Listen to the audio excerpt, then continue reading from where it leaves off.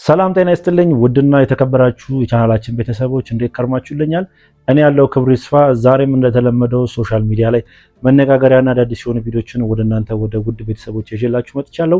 እንደተለመደው እነሱን አብረን እያየን እዚች ጋር ሀሳባችንን ሼር እንደራረጋለን። ዛሬ ከምንመለከታቸው ቪዲዮዎች ውስጥ አንደኛው ያው ጆን ዳንኤል መፈታቱን ተከትሎ ብዙ ሰዎች ገጽታቸውን እየገለጹ ይገኛሉ። ከዛ መካከል ጓደኞቹም ይገኛሉ። እንኳን ደስ አላችሁ።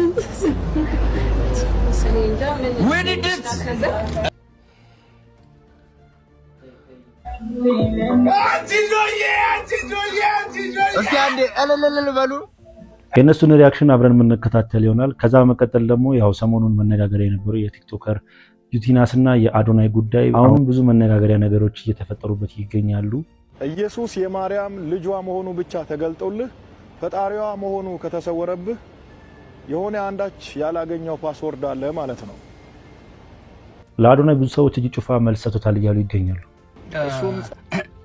እዚህ ቪዲዮ ላይ በጣም ብዙ ሰው ሜንሽን ስላደረገኝ ነውና ለዚህ እንዲሁም ዩቲናስ የገዛችው መኪና ከአንድ ወር በፊት የተገዛ ነው፣ እሱን ለማስቀናት ወይ ደግሞ ግርግር ለመፍጠር ነው በአሁኑ ሰዓት ያወጣችው እየተባለ ይገኛል። እንዴት ይሄ መኪና የገዛችው የዛሬ አንድ ወር ከምናምን ነው። ሊብሬ እንኳን የታተመው ጥቅምት 25 ነው። ሌሎችም አስተማሪና ወቅታዊ ቪዲዮዎች እንደተከተሉ ስለሆነ ከእናንተ የሚጠበቀው እስከዚህ ቪዲዮ መጨረሻ አብራችሁ መቆየትና እንዲሁም ለዚህ ቻናል አዲስ ሆናችሁ ይህንን ቻናል ሰብስክራይብ ማድረግ ነው። ወደ መጀመሪያ ቪዲዮአችን ስንሄድ ሰሞኑን መንግስት ለገቢዎች የሚሆን አዲስ ልብስ አሰርቻለሁ እያለ ነው። ለገቢዎች ሰራተኛ የሚሆን አዲስ ልብስ አሰርቻለሁ እያለ ነው። እስኪ ምን ልብስ ነው ያሰራው የሚለውን አብረን እንመልከት። ዛሬ ጀምሮ እንደምትመለከቱት የአዲስ አበባ የገቢዎች ሰራተኞች ካሜራ የተገጠመለት ዩኒፎርም አድርገው ብቻ እንደሚቀሳቀሱ የአዲስ አበባ ከተማ ገቢዎች ቢሮም አስታውቋል። እንደምትመለከቱት እንግዲህ ዩኒፎርሙና ካሜራው ይሄንን ይመስላል ተብሏል። ይሄ አሰራር ሙስናንና ብልሹ አሰራርን ያስቀራል ተብሎ ከወዲሁ ትልቅ ተስፋም ተጥሎበታል። እስቲ ነጋዴዎች ምን ትላላችሁ? ስለዚህ ጉዳይ ሀሳባችሁን መስጠት ትችላላችሁ። ለፈጣንና ለእውነተኛ መረጃ ፎሎ ማድረግም አይረሳ። መልካም ቀን፣ መልካም ሙሉ። ይህ ነገር በጣም የሚገርም ነገር ነው ብዬ ነው የማስበው። በአሁኑ ሰዓት ላይ እንደ ገቢዎችና ያው በጣም ትልልቅ የመንግስት መስሪያ ቤቶች ላይ በጣም ሙስና እየተለመደ መጥቷል። ያው ያለ ሙስና ምንም አይነት ስራ እየተካሄደ እንዳልሆነ ሁላችንም እናውቃለን እና ይህ ዜና ህብረተሰቡን ያሳርፋል ብዬ አስባለሁ። ያው በዚህ የሚቻል ከሆነ ማለት ነው እና ይህ ነገር ገቢዎች ላይ ብቻ መሆን የለበትም። የተለያዩ የመንግስት ተቋማት ላይ መገጠም አለበት ወይ ደግሞ ይህ ድርጊት መካተት አለበት ብዬ አስባለሁ። በተለይ ደግሞ ብዙ ሰዎች እንዳሉት ከሆነ ኮሜንቶችን ለማንበብ እንደሞከርኩት እዚህ ቪዲዮ ላይ ትራፊኮች ላይ ይህ ነገር ቢገጠም እያሉ ይገኛሉ። እስኪ እናንተ በዚህ ቪዲዮ ላይ ምን አይነት ሀሳብ አስተያየት አላችሁ? ወደ ቀጣይ ቪዲዮ ስንሄድ ደግሞ ሰሞኑን ያው ቲክቶክ ክሬቲቭ አዋርድ ላይ የተፈጠረውን አንዳንድ አምባጓሮች ተመልክታችኋል ብዬ አስባለሁ እና አዶናይ መኪናውንም እንዳሸነፈ ሁላችንም እናውቃለን እና አዶናይ መኪናውን ባሸነፈበት ማግስት ዩቲናስ መኪና ገዝቻለሁ ብላ ለህብረተሰቡ እንዳሳየችሁላችሁም ታውቃላችሁ ብዬ አስባለሁ እና መኪናውን ከገዛችው አንድ ወር አልፎታል ለዚህ ነገር ብላ አስቀምጣው ነበረ በማለት ብዙ ሰዎች ዩቲናስ ላይ ተቃውሟቸውን እያሰሙ ይገኛሉ። ዋው ዩቲናስ በጣም እንደምትመለከቱት ተሸናፊ ነሽ። እንኳን አሸናፊ ለመሆን ቀሽም ተሸናፊ ነሽ። ሽንፈትሽን አምነሽ ከመቀበል ይልቅ የተሸለመው ሰው ሽልማት ለማጣጣልሽ በትርቀት ያስተላልፈታ። እንዴት ይሄ መኪና የገዛሽው የዛሬ አንድ ወር ከምናምን ነው። ሊብሬ እንኳን የታተመው ጥቅምት 25 ነው። ከዛ በፊት መኪናውን ገዝተሽዋል። ዛሬ አዶናይ የ2 ሚሊዮን ብር መኪና ሲሸለም አንቺ ከዚህ በፊት የገዛሽውን የ4 ሚሊዮን ብር መኪና አምጥተሽ ለራሴ ሸልም ያለው ማለት የአዶናይ ሽልማት ከማጣጣሉት ሌላ ሜሴጅ ማስተላለፍ አልፈለግሽም። ይሄ ደግሞ ተቀባይነት የለው። በቃ ይገባዋል፣ አሸንፏል። ይሄ የሚያሳየው ልብሽ ንጹህ እንዳልሆነ። አዶናይ ግን ልቡ ንጹህ ስለሆነ የኢትዮጵያ ሕዝብ የተቀበለው ይወደደ አለሽ። ልቡ ንጹህ ነው፣ መልካም ሰው ነው። አንቺ ግን መልካም እንዳልሆንሽ ማረጋገጫ አብሮሽ የሰሩ ሰዎች ሳይቀሩ ለአዶናይ ድጋፍ እየሰጡ ያንቺን ክፋት እያሳዩ ነው። አረጋግጠናል። ከዚህ በፊትም በተለያዩ መድረኮች ላይ ስትሳደቢ ታይተሻል። ከዚህ በፊትም በፌስቡክ ላይ የተለያዩ ሜሴጆች ወጥተውብሻል። ሰዎች ምን ያህል ስታንጓትች እንደነበርሽ መልካም ሴት አይደለሽ። ለራስ ስትይ ልብሽን አንቺም መልካም ስላልሆንሽም ይመስለኛል ይሄን ሁሉ አመት ቆይ በዚህ አመት ሁሉ ቆይ ምንም አይነት ሽልማት አግኝተሽ አታውቂም። አሁንም ቀጣዩን ሽልማት እንድታገኙ እመኝልሻለሁ። ግን ልብሽ ቆሻሻ ከሆነ መቼም ስኬት ከንጹህ ልብ ካላቸው ሰዎች ጋር ነው እና መልካም ለመሆን ሞክሪ። ይደብራል። ቪዲዮ ላይ እንደተመለከታችሁት ሊብሬ ያሳያል እና ሊብሬው ላይ የሚያሳየው ታርጋ ያው ጥቅምት 25 የተለቀቀ ታርጋ ነው እና ይህ የሷ ታርጋ አሁን ላይ 82 ይመስለኛል 81 ነው የሷ ኮዱ ማለት ነው። ካልተሳሳትኩ 81 ቤት ነው መጀመሪያው ማለት ነው። እና ቢዋይዲ የተባለው መኪና አሁን ላይ 82 ቤት ገብቷል እና እሷ ደግሞ እያሳየች ያለችው 81 ቤት ታርጋ ነው እና ብዙ ሰዎች በዚህ ነገር ተናደው ሀሳባቸውን እያጋሩ ይገኛሉ። በአሁኑ ሰዓት ላይ ምን አይነት ክፋት ቢኖርብሽ ነው እንደዚህ አይነት ነገር የምታደርጊው? እና እንደዚህ አይነት ነገሮችን እንዴት ታደርጊያለሽ? ያው መሸነፍሽን አምነሽ መቀበል ነበረብሽ፣ ሽንፈትሽን ላለመቀበል አስመሰለብሽ በማለት ብዙ ሰዎች ሀሳባቸውን እያጋሩ ይገኛሉ። ከዚህ በመቀጠል ደግሞ ያው ከቲክቶከር ሲሳይ ጋር አለመግባባቶች እንደነበሩ ሁላችንም እናውቃለን። ያው እሱ ፕሮግራሟ ላይ በመገኘት ያው አዶናይን በመደገፍ ላይ ነበረ እና ብዙ ሰዎች ተጣልታቸዋል ወይ በማለት ለእሷ ጥያቄ አቅርበውላት ነበረ ላይቭ ላይ በገባችበት ወቅት እና የመለሰችውን መልስ እስኪ አብረን ሰምተን እንመለስ። ሲሳይ ጋር ምን ሆናችሁ ነው? ከሲሳይ ጋር ባይዘው ይሄ ያሁን የሚናፈሰው ወሬ ይሄ መኪናውን ሽጦ ብር አብድሮ አስተምና ወላሂ ላዚም ሲፈታ እሺ፣ ወላሂ አትመን እንጂ ልክ አይደለም። እሺ ሶሪ። ከዛ ደግሞ ሌላ ዩቲም እኮ ቀላል ሰው አይደለችም፣ አስቀይመው ነው ምናምን የሚባል እኔ አላህ ምስክሬ ነው።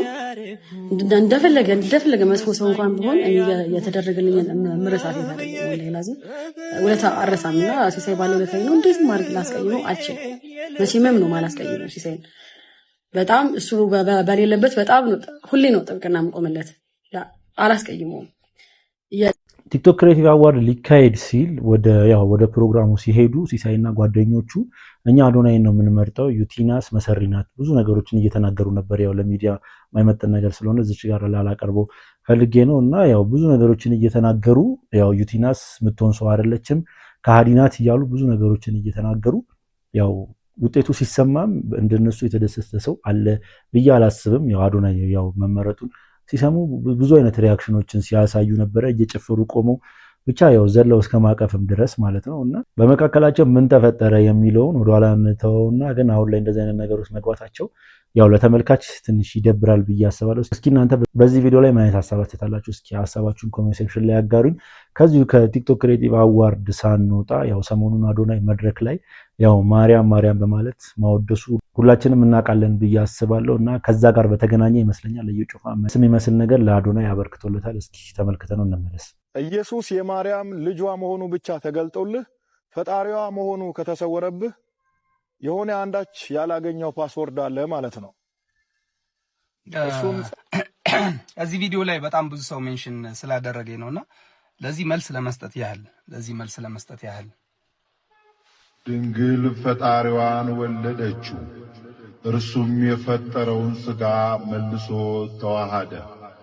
በቤተልሔም ግርግም የነበረውን ግሩም ምስጢር እያሰበች እናቱ ማርያምም በልቧ ትጠብቀው ነበር። ቪዲዮ እንዳይረዝምባችሁ ትንሽ ያው ላቋርጠውና ያው ሰሞኑን ይህ ነገር ብዙ ውዝግቦችን እንደፈጠረ ሁላችንም እናውቃለን። ያው አዶናይ ማርያምን ማወደሱ ማስተዋል ወንደሰን ደግሞ ያው ስለ ኢየሱስ ክርስቶስ በመድረክ ላይ መስበኳ ብዙዎችን ቅር ያሰኘ ነገር ነው ብዬ አስባለሁ። እንደኔም ያው ማስተዋል ወንደሰን ተወዳዳሪ ሆና የኛውን ነገር ብታደርገው ኖርማል ሊሆን ይችላል። ያው ፈጣሪዋን ማመስገን ያው ተሸላሚ ሆና ፈጣሪዋን ብታመሰግን ችግር ላይኖረው ይችላል። ግን እዛች ጋር ልትሸልም ወጥታ ህዝቡን መስበኳ ብዙ ሰዎችን ቅር ያሰኘ ነገር ሆኗል። እስኪ እናንተ በዚህ ቪዲዮ ላይ ምን አይነት ሀሳብ አስተያየታላችሁ? እስኪ ሀሳባችሁን ኮሜንት ሴክሽን ላይ አጋሩኝ። ወደ ቀጣይ ቪዲዮአችን ስንሄድ ደግሞ ድምፃዊ ተመስገን ገብረ እግዚአብሔር ወደ ፕሮቴስታንት እምነት ተቀላቅያለሁ እያለ ይገኛል በአሁኑ ሰዓት። ባለፈው እንግዲህ ነግሬያችሁ ነበረ። አሁን እስቲ ተረጋግጧል። እውነት ሆነ እኮ በቃ ይኸውላችሁ የተሜ እንግዲህ በጌታ መሆኑ እውነት ሆኗል። አንድ ነፍስ ደግሞ ወደ ጌታ ተጨምሮልናል። ዝነኝነቱ ምናምን ብቻ ሳይሆን እነኛ የሆነ ሰው ወደ ጌታ ሲመጣ እንግዲህ ያው ብዙ ተጽዕኖ የሚፈጥርባቸው ብዙ ነፍሳት ወደ ጌታ እንዲመጡ እንዲድኑ ምክንያት ይሆናል። ለምን የሚል ጥያቄ ሰዎች ውስጥ እንዲያድር ያደርጋል። ለዛም ነው አንደኛውም ደሳችን። ሁለተኛው ግን የሱ ነፍስ ብቻዋን መዳኑ ራሱ ለኛ ትልቅ ነገር ነው። የአንድ ሰው ነፍስ መዳን ማለት ነው። የአንድ ሰው ነፍስ ከዘላለም እሳት ወደ ዘላለም የእረፍት ቦታ ከአምላክ ጋር ወደ መኖሪያ ቦታ መምጣት እሱ ራሱ ለኛ አንድ ትልቅ ነገር ነው። አንድ ወንድም አግኝተናል። ነገር ግን አሁን አዲስ ነገር እሱ የሚናገረው ነገር በቅርቡ ሊኖር ስለሚችል እሱም ማሰማችሁ ይሆናል። ይመቻችሁ። ተመስገን ገብረ እግዚአብሔርን እንግዲህ ያው በብዙ የሙዚቃ ስራዎቹ የምናውቀው ግለሰብ ነው እና አሁን ጌታን ተቀብያለሁ ከዚህ በኋላ ሙዚቃን አላቀነቅንም እያለ ብዙ ሶሻል ሚዲያዎች ላይ የሆነ መልእክት አጋርተው ብዙ ሰዎች እየተቀባበሉት ይገኛሉ። በአሁኑ ሰዓት ላይ ወንድሜ እንኳን ወደ ተመቸህ፣ እንኳን እኔ ይመቸኛል ወዳድከው እምነት በሰላም ተቀላቀልክ። ያው እናንተ መልካም ምኞታችሁን ግለጹለት። ከዚህ በመቀጠል ደግሞ ቲክቶከር ጆን ዳንኤል እና አብሮት የታሰሩት ጓደኞቹ ከእስር ሊለቀቁ ነው ተብሏል። እነ ጆን ዳንኤልን ከእስር መፈታት ወይም ደግሞ ከእስር እንዲፈቱ ውሳኔ መተላለፉን ተከትሎ ብዙዎቹ ስንት ዓመት ተፈርዶባቸው ነው የሚል ጥያቄን ስታቀርቡልኝ ነበረ። ታዲያ ይህንን መረጃ ዝርዝሩን ልንገራችሁ። ፌዴራል ከፍተኛ ፍርድ ቤት አንደኛ ልዩ ልዩ ከባድ ወንጀሎች ከኢትዮጵያ አየር መንገድ ደህንነት ጋር ተያይዞ በወንጀል የተከሰሱትን እነ ጆን ዳንኤልን ማለት ነው በእስራት እንዲቀጡ ወስኖ የታሰሩት ግን በቂ ስለሆነ ከእስር እንዲፈቱ ነው ትዕዛዝ የሰጠው። ታዲያ ተከሳሾች በተከሰሱበት የህግ አንቀጽ ጥፋተኛ የተባሉ ሲሆን ችሎቱ ታዲያ በዛሬው ዕለት የአቃቢ ህግን የቅጣት ማክበጃ እንዲሁም ደግሞ የተከሳሾችን የቅጣት ማቅለያ መርምሮ ነው ውሳኔ ያሳለፈው።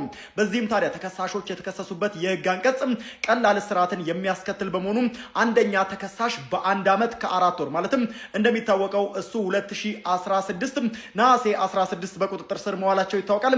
1 ዓመት ከ4 ወር አካባቢ አሁን ላይ ታስሯል ማለት ነው። ይህ የጆን ዳንኤል ውሳኔ ነው። ሁለተኛና ሶስተኛ እና እንዲሁም ደግሞ ስድስተኛ ተከሳሾች ደግሞ በ8 ወር እንዲሁም ደግሞ አራተኛ ተከሳሽ በ10 ወር እስራት እንዲቀጡ ወስኗል። አራተኛ ተከሳሽ ታዲያ ኤልያስ ድሪባ በቀድሞ ስሙ ዳዊት ድሪባ እንደሆነ ልብ ይላሉ። በመሆኑም ታዲያ ተከሳሾቹ በእስር ላይ የቆዩበት ጊዜ ተሰልቶ ተከሳሾቹ እንዲፈቱ የፌዴራል ከፍተኛ ፍርድ ቤት አንደኛ ልዩ ልዩ ከባድ ወንጀል ችሎት ውሳኔን አሳልፏል። በዚህም ታዲያ ከጆን ዳንኤል ውጭ ያሉት ሌሎች የወረቀት ስራዎችን እየጨረሱ ይገኛሉ። ዛሬ የሚፈታሉ ተብሎ ይጠበቃል። ጆን ዳንኤልም ከ15 ቀን በኋላ ይፈታል። በዚህ መሃል ላይም የሚፈታበት እድል ካለ መረጃዎችን ወደ እናንተ አደርሳለሁ። ለማንኛውም የጆን ዳንኤል ቤተሰቦች፣ ወዳጆች፣ አድናቂዎችም በድጋሚ እንኳን ደስ ያላችሁ ማለት ፈልጋለሁ።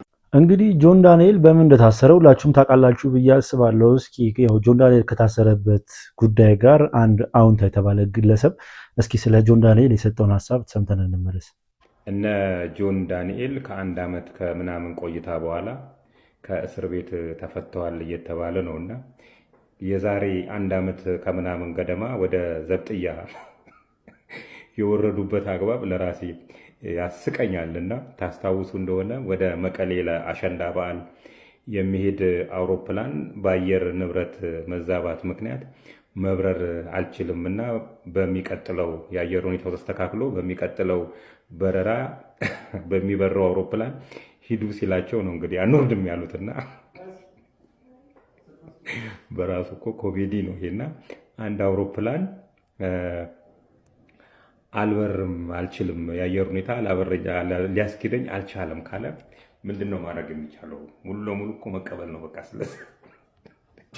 ስለዛ ነገርና ትዝ ይላችሁ እንደሆነ አንድ የፖሊስ መኪና በቀኝ በፕሌኑ በቀኝ በኩል ትመጣለች እና መጣ ይላታል ጆን ዳንኤል እና የሆነ ልጅ የትኛዋ እንደሆነች ለመለየት አልቻልኩም። ምንም አመጡን ባክ ምናምን ብላ ጮህ ብላ ነው የምትለውና ሌላው ተሳፋሪ ቆም ብሎ እንደዚህ ያለ ላይቭ ላይ ዳማም መጋኛ ነው የሚለው እንትና ዮኒ ማኛ አለ ዮኒ መጋኛ ፊት ለፊት ላይ አለ በልበል ይሉታል። እንግዲህ እኔ በዛ በረራ ላይ የታዘብኩት ዳዊትን ነው። ዳዊት ከነሱ በሰል ያለ ነው፣ አብሯቸው ነው የሚሄደው። በሰል ያለ ነው፣ ረጅም ጊዜ እስር ቤት ያሳለፈ ልጅ ነውና ተው ቢላቸው ያችን ሞመንት ብቻ ተው ቢላቸው ኖሮ ሜቢ እስከዛሬ ድረስ እስር ቤት ባልቆዩና እነዚህ ልጆች እንግዲህ ምንም እንደማያውቁ የህግ ጉዳዮችን ምንም እንደማያውቁና ገንዘብ ብቻ ነገሮችን ወይም ደግሞ በሉ የሚሏቸው ሰዎች ከእንደዚህ አይነት ከህግ ጉዳዮች የሚያስጥሏቸው ይመስላቸዋልና በመታሰራቸው ደስ ባይለኝም ግን ብዙ ትምህርት ይማሩበታል። ሌላዎቹም እንደዚህ የሚያንቀጨቅጫቸው ሰዎች ጥሩ ትምህርት ይማሩበታል የሚል እንትን አለ። በዚህ አጋጣሚ ግን እንደዚህ እንትኖች ብትቀጥሩ ማናጀር ብትቀጥሩ ወይም ደግሞ የህግ ሰው ብትቀጥሩና ጃኒ ከድሬዳዋ ብዙ ነገር አስተምሯታል መሰለኝና የህግ ባለሙያ ቀጥራለች። ደስ ይላል። አንዳንድ ግን ሾጥ ሲያረጋት እንትኔን ጠበቃዬን ጠርቼ ነው ማሳስራችሁ ትላለችና ጠበቃ የሚያስር ይመስላታል። እሷ ትሻላለች ከሁሉም ግን ማናጀር ብትቀጥሩ ከፍተኛ አንድ ላይ ሰብሰብ ብላችሁ ወይ የህግ ሰው ብትቀጥሩና ከእንደዚህ አይነት ስህተቶች እድሜያችሁን አልባሌ ቦታ ላይ የማይገባችሁ ቦታ ላይ እንዳታሳልፉ ይረዳችኋልና በእንኳን ወደ ቤተሰቦቻችሁ በቃችሁ ለማለት እወዳለሁ። ሌሎቻችሁም እንግዲህ ህግ የሚበይንባችሁን የእስር ጊዜ ጨርሳችሁ እናንተም በሰላም ወደ ቤተሰቦቻችሁ ትቀላቀላላችሁ የሚል ተስፋ አለኝ። ግን ለሁላችሁም ጥሩ ትምህርት የሚሆን ነውና ከመንቀዥቀዥ ራሳችሁን ቆጥቡ። እንግዲህ ብዙ ሰዎች በዚህ ነገር ያው ትንሽ ግራ ተጋብተው ነበረ በሰዓቱ። እንዴት እንደዚህ አይነት ነገር ይደረጋል? ያው እነዚህ ልጆች አንወርድም ስላሉ ብቻ ያው እንደዚህ አይነት ነገር መደረግ የለበትም፣ ለዚህ ሁሉ እስር መዳረግ አልነበረባቸውም እያሉ ብዙ ሰዎች ያላወቁ ሰዎች የኬዙ ከባድነት ምን ያክል የከፋ መሆኑን ያላወቁ ሰዎች ሀሳባቸውን እየገለጹ ነበር። በተለይ ደግሞ ቲክቶክ ላይ ያሉ ጓደኞቻቸው ይቅርታ እያሉ ቲክቶክ ቪዲዮ ሲሰሩ እንደነበረ ሁላችንም እናውቃለን። ግን ጉዳዩ ቀላል እንዳልነበረ እኔ ከመጀመሪያው ነበር የታወቀኝ። ለምን ብዙ ሺህ ሰው የሚከታተለው የቲክቶክ ቻናል ላይ ያው ላይቭ ስትሪም እያደረገ በእንግሊዘኛ የኢትዮጵያ አየር መንገድን ስም የማጥፋት ዘመቻ ነበረ የተካሄደው እና ይህ ነገር ጭራሽ በሽብርተኝነትም ነበረ ክስ የተመሰረተባቸው እና ብዙ ሰዎች ደንግጠው ነበረ። ግን ያው ነገሩ እንደውም ቀለል ብሏል ማለት ይቻላል በዚህ ደረጃ መሆኑ ማለት ነው። ሰላም ቲክቶክ እንዴት ናችሁ? የ2025 የቲክቶክ አዋርድ አለባበሴ በጣም ብዙ ሰው አነጋግሮ ነበር። ጥርት ያለ ነገር መናገር ፈልጋለሁ። በዚህ አጋጣሚ ወደ ሌላ ነገር ተወስዷል። እኔን የምታውቁኝ ሰዎች ዳንሰኛ ነኝ። ከ11 ዓመት ጀምሮ ዳንሰኛ ነበርኩ። ማይክል ጃክሰንን እያየሁ አደግኩት፣ እነ ክሪስ ብራውን፣ በቃ ብዙ ዳንሰኞችን እያየሁ አደግኩ። ከ2 ዓመት በፊት ቲክቶክ ላይ ፒን አረጋለሁ። አሁን የፕሮፋይል ላይ ስገቡ ቀጥታ የመጀመሪያ ቪዲዮ ፒን አረግላችኋለሁ። የማይክል ጃክሰንን ልብስ ፖስት አድርጌ ነበረ። በቃ ከዚህ በኋላ ለራሴ አዋርድ ስቀርብ እንደ ማይክል ጃክሰን ነው መልበስ የምፈልገው የሚል ነበረ። እንደሱ ነበር ለመልበስ ሀሳቤ። ግን እኔ ያሰብኩትና ሰው የተቀበለው በጣም ግራ ተጋብቷል። ከፖስት ካረኩ በኋላ ልክ ኮመንት ሳይ ነው በቃ አምሮዬ ወደ ሌላ ነገር ሄደው እንደዚህም ነገር አለ እንዲ ላይክ ማሰብ ጀመርኩ። እኔ ግራ ገብቶ ነበረ። ኦኬ እስቲ ምናምን። ከዛ ደግሞ ቦርሳው መጣ። ደግሞ አልዋሻችሁም ቦርሳ ሀሳብ አልነበረም፣ ከዘራ ነበር ያሰብነው። ይሄ ዘመናዊ ከዘራ አለች እና ኬት አባታችን አምጠው ምንም ልናመጣው አልቻለም። ከዛ ቦርሳው ደግሞ ክለች ባግ ይባላል። የወንድ ቦርሳ ነው አክቹሊ። ትንሽ ብልጭልጭ እያለ ነበር። ሰው ሀበሻ ልብስ ነው ያሰፋውበት። ይሄ ከሀገራችን ጋር ሄድ ያው ሳስበው ሁሉም ነገር ትንሽ እንትን ይከብዳል። ግን የሀበሻ ልብስ ለምን አናሰፋበትም ብለን ነው። ምንም የሀገር ነገር አይመጣውም ብለን የሀበሻ ልብስ ያሰፋንበት እሱን ነው። ክለች ባግ ይባላል። ወንዶች የሚያደርጉ ቦርሳ ነው። ግን እስማማለሁ እዚህ ሀገር አይደረግም። ለአዋርድም ማድረግ አልነበረብኝም፣ ተቀብያለሁ። ግን ያው ከዘራ ባገኝ ደግሞ ሞር የበለጠ ብታዩት ደስ ይለኝ ነበር። በፋሽን መንገድ ብቻ ነው እኔ ያሰብኩት። ያ ከዛ በተረፈ ደግሞ ገብረ ሰዶም ላላችሁ ሰዎች 100% እቃወማለሁ። ገብረ ኢየሱስ ጋርም አውርቼ ነበረ። ያው ገብረ ኢየሱስን ማታውቁት ከሆነ በጣም የሚቃወም ሰው ነው። ገብረ ሰዶም የሚያወግዝ የሚቃወም ሰው ነው። ከዚህ በፊትም ቪዲዮቹን እከታተላለሁ፣ አከብረዋለሁ፣ እወደዋለሁ። በጣም በጣም ጥሩ ሰው ነው። ከዚህ በፊት እኔ ስለማውቀው ነው ይሄን እምላችሁ። አሁን በድጋሚ ኦርቶዶክስ ነኝ። ማንም ሰው ኮመንት ስላረገ ማንም ሰው በሌላ ነገር ስላየኝ ኦርቶዶክስነቴ ማንም ሰው ሊወስዱ አይችልም። ግን ስሜን ደግሞ ማጥራት ፈልጋለሁ። ቢካዝ በጣም የሚወዱኝ ሰዎች አሉ፣ የሚከታተሉኝ ሰዎች አሉና ያ እኔ ምንም ተልእኮ የለኝም። ጋሚ ግብረ ሰዶምን እቃወማለሁ እስከ መጨረሻው። እኔን የሚያቀኝ ሰው ያቀኛል። ቢካዝ አይቻለሁ ኮመንታችሁን፣ ሜሴጅ ላይ መጣችሁን ያውቃለሁ ጃኒ በእንደዚህ ነገር እንዳላሰብኩ አውቃለሁ ብላችሁ የመከራችሁኝ ሰዎች አሉ፣ የተሳደቡም ሰዎች አሉ። ግን ደግሞ የመከራችሁኝን በጣም ማከብራችሁ።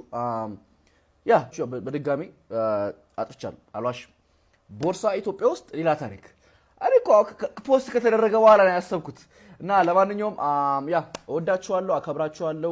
ቲክቶክ ክሬቲቭ አዋርድ በጣም ብዙ ውዝግቦችን እንዳስተናገደ ሁላችንም እናውቃለን። ያው ብዙ ውዝግብ ካስተናገዱ ሰዎች መካከል አንደኛው ያው ቲክቶከር ወይ ደግሞ ዩቲዩበር ጃኒ ነው እና ግብረ ሰዶም ነህ ሁላ ተብሎ ነበረ በዚህ አለባበሱ ማለት ነው። እና ያው ይቅርታ ጠይቋል። እኔ እንደዚህ ነገር አስቤ አይደለም በማለት ያው ለህብረተሰቡ ምላሽ ሰጥቷል። እንደዚህ ሲሆን ደስ ይላል። ያው እኔ አያገባኝም እናንተ አይመለከታችሁም ከማለት ያው ህዝቡ ያልወደደውን ነገር ያው ማድረግ የለብንም ወይ ደግሞ ይቅርታ መጠየቅ አለብን ብዬ አስባለሁ።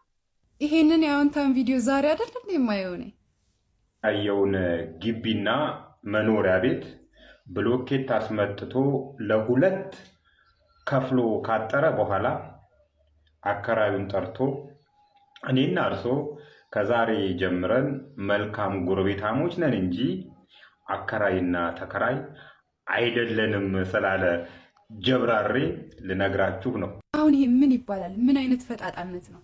ፈጣጣነትም አይገልጸውም አይደል?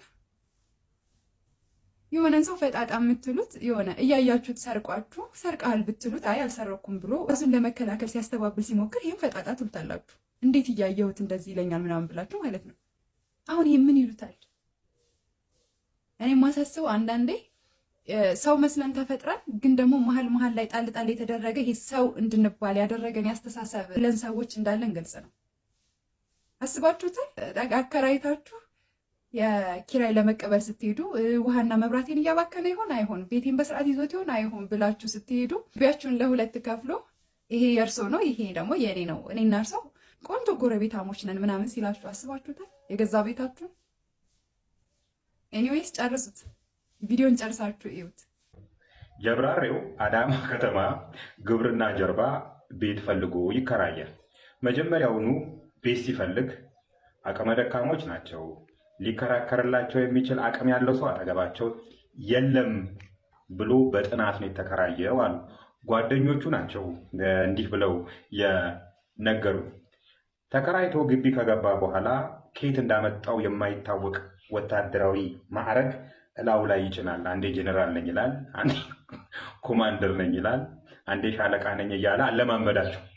ካለማመዳቸው በኋላ ብሎኬት አስጭኖ አስመጥቶ ግቢ ውስጥ አዘረገፈና ለሁለት አጥሮ ከአሁን ወዲህ እኔና እርሶ መልካም ጎረቤታሞች ነን እንጂ አከራይና ተከራይ ተብለን አንጠራም።